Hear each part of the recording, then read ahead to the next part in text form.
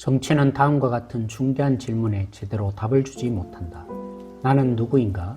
내 진정한 가치는 무엇인가? 죽음을 어떻게 맞이할 것인가? 개인적 성공과 성취는 여러 우상보다 더 우리에게 자신이 신이라는 느낌을 준다. 내 안정과 가치는 내 자신의 지혜와 힘과 행위에 달려 있다는 것이다. 성공의 정상에 오르면 당신이 최고가 된다. 성공을 우상으로 삼았다는 한 가지 징후는 성공이 가져다주는 거짓된 안정감이다. 거짓된 안정감은 자기 성취를 신격화해서 그것이 삶의 역경으로부터 자신을 안전하게 지켜주기를 바라는 데서 비롯된다. 성취를 우상으로 삼은 사람의 또 다른 징후는 자신을 왜곡해서 본다는 것이다. 성공이 그냥 성공으로 끝나지 않고 삶의 어느 한 제한된 분야에서 성취했다는 이유로 모든 분야의 전문가로 자처하게 된다. 이렇게 자신을 보는 눈이 왜곡되면 현실을 보는 눈마저 멀게 된다. 성공을 우상으로 떠받드는 사람의 주된 징후는 따로 있다. 자기 분야에서 정상을 지키지 못하면 삶에 대한 자신감을 잃는다. 전통 문화에서는 인간의 가치를 판단하는 기준이 명예였다.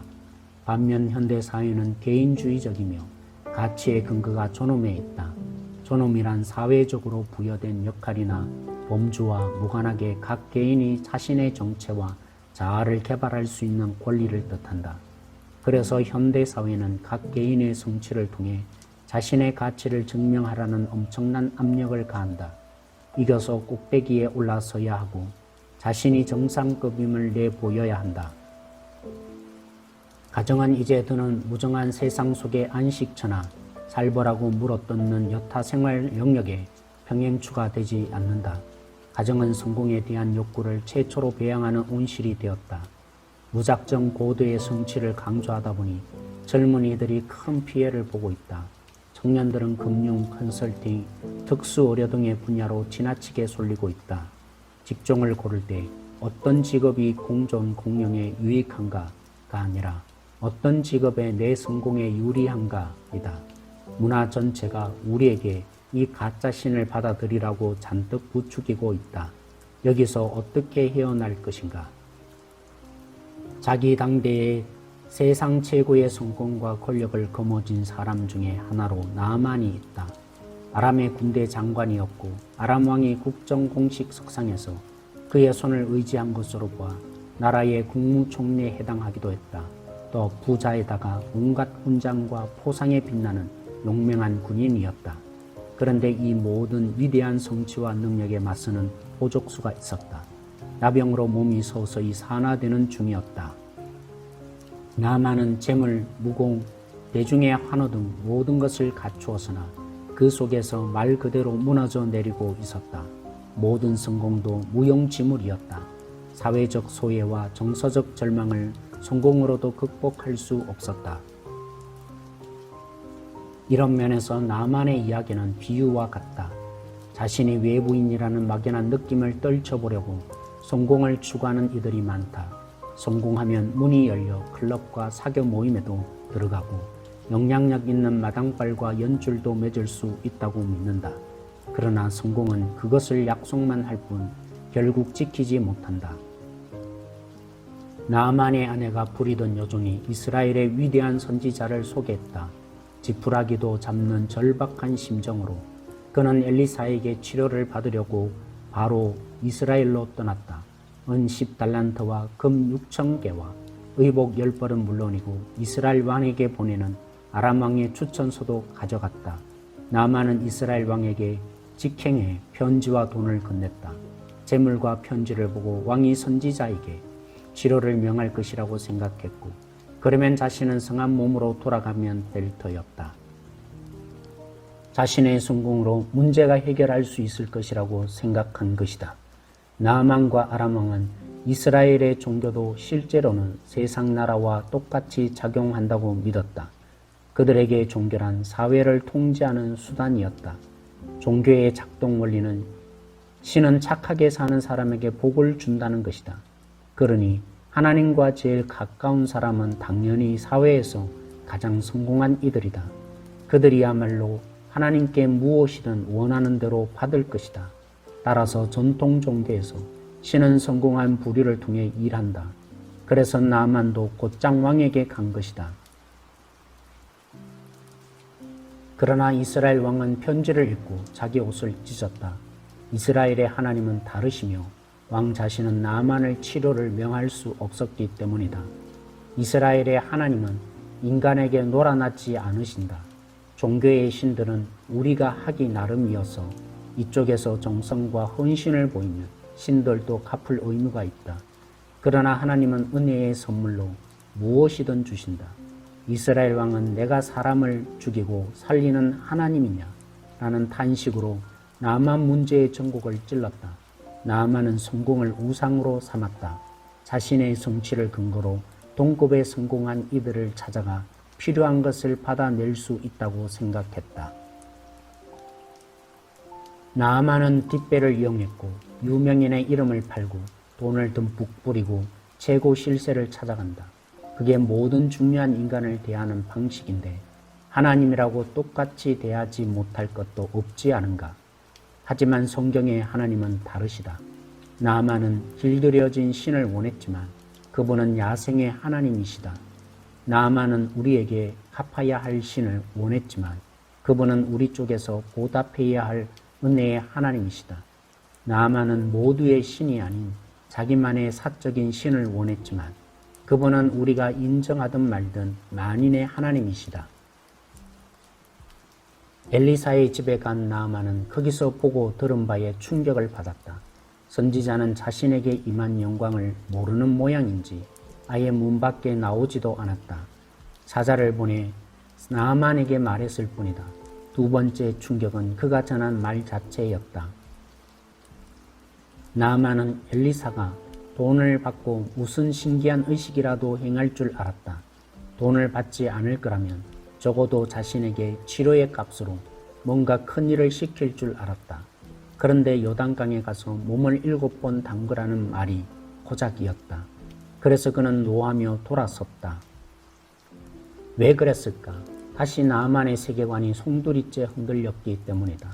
인간에게 통제당하는 것이 아니라 주권적 군주임을 배웠는데 이번에는 인간을 순전히 은혜로 대하시는 하나님과 맞닥뜨렸다.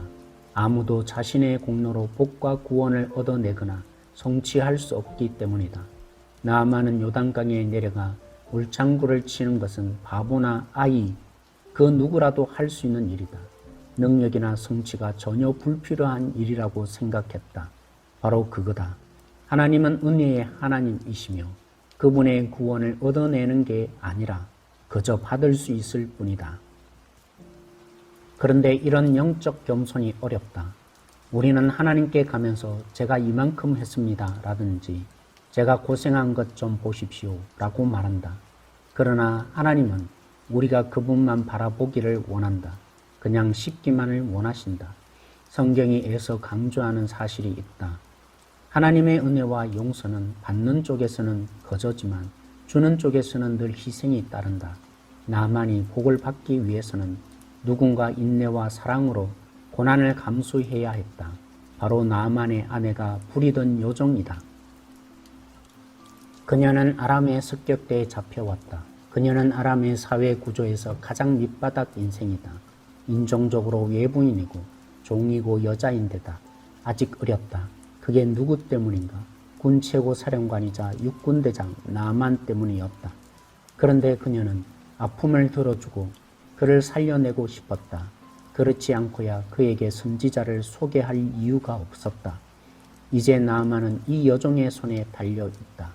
그녀는 그를 살릴 방도를 알고 있으며 가만히만 있으면 그를 비참한 고통에 맞들일 수 있다. 죗값을 치르게 그냥 둘 수도 있었다. 그의 손에 당한 만큼 그에게도 대가를 물어야 하지 않겠는가. 그러나 여종은 그렇게 하지 않았다. 그녀는 복수를 꾀하지 않고 만인의 재판장이신 하나님께 맡겼다. 상대를 용서하고 기꺼이 치유와 구원의 통로가 되어 주었다. 우리 모두가 용서해야 할 일을 하나님은 십자가 위에서 우주적 규모로 행하셨다. 그분이 값을 치르셨으니 우리는 치를 필요가 없다. 성공을 숭배하는 자신을 질책만 해서는 이 우상 숭배에서 헤어날 수 없다. 인간의 마음에는 뭔가 소중한 대상에 대한 갈망이 있다. 우리는 열등감을 해소하고 삶의 의미를 부여하고자 자꾸만 뭔가 큰 일을 하려고 든다. 어떻게 하면 마음의 그런 집착에서 벗어날 수 있는가? 하나님의 구원은 우리에게 아무런 큰 일도 요구하지 않는다. 그 이유를 깨달으려면 고난당하신 큰종 예수님이 우리를 위해 해주신 일을 봐야만 한다. 큰 일은 그분이 다 하셨으니 우리는 할 필요가 없고 씻기만 하면 된다. 우리를 사랑하시는 그분이 다 해주셨다. 그분이 다 이루어 주신 일을 머리로 믿고 마음에 감격하면 그때부터 중독이 사멸된다. 예수님은 왕궁에서 나신 것이 아니라 마국간 구유에서 태어나셨다. 예수님이 사역하는 내내 제자들은 묻고 또 물었다. 언제 권력을 잡으실 겁니까? 서민 행보를 언제 그만두실 겁니까? 언제 인력 확충과 자금 마련에 나설 것입니까? 공직에는 언제 출마하실 것입니까? 그러나 예수님은 겸손히 섬기다가 고난당해 죽으셨다. 부활하신 후에도 그분은 당시 아무런 지위도 없던 부류의 여자들에게 맨 먼저 나타나셨다.